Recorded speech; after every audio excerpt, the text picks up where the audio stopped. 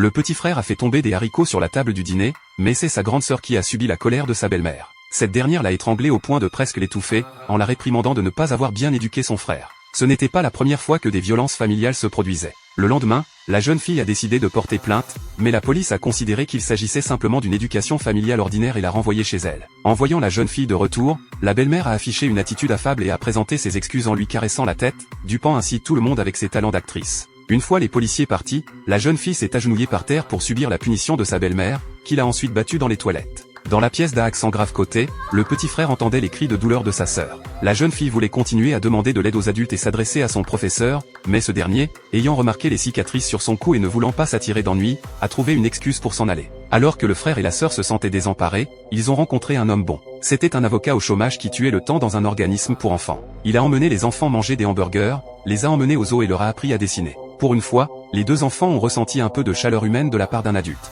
Mais ce jour-là, le protagoniste masculin a reçu une offre d'entretien pour un très bon poste à Séoul. Lui aussi allait partir. Les enfants étaient réticents à le laisser partir. L'homme a sorti 50 000 wons et leur a menti en disant qu'il reviendrait manger des hamburgers avec eux, puis il a fait descendre les enfants de la voiture. Depuis, les deux enfants attendaient chaque jour devant le restaurant de hamburgers en salivant, espérant que l'homme tienne sa promesse. Mais un jour, lorsque les deux enfants sont rentrés chez eux, leur belle-mère s'est approchée d'eux avec férocité. Elle a découvert qu'ils étaient en contact avec l'avocat et a pensé qu'ils avaient à nouveau appelé la police. Elle a de nouveau violemment battu la jeune fille, lui perforant le tympan, et l'a envoyée à l'hôpital. Lorsque l'homme, qui travaillait à Séoul, a appris la nouvelle, il s'est précipité au chevet de la jeune fille. Sur son lit d'hôpital, la jeune fille a pris la main de l'homme et lui a demandé d'emmener son frère et elle loin d'ici. Mais l'homme avait enfin trouvé un travail décent et a déclaré qu'il avait trouvé un nouvel emploi à Séoul et qu'il ne reviendrait plus jamais. En entendant cela, la jeune fille a détourné la tête. Elle était très triste et ne comprenait pas pourquoi aucun adulte ne voulait l'aider. Plus tard, la jeune fille est sortie de l'hôpital, mais le cauchemar a recommencé. Cette nuit-là, elle a dit à son frère que l'homme ne reviendrait plus,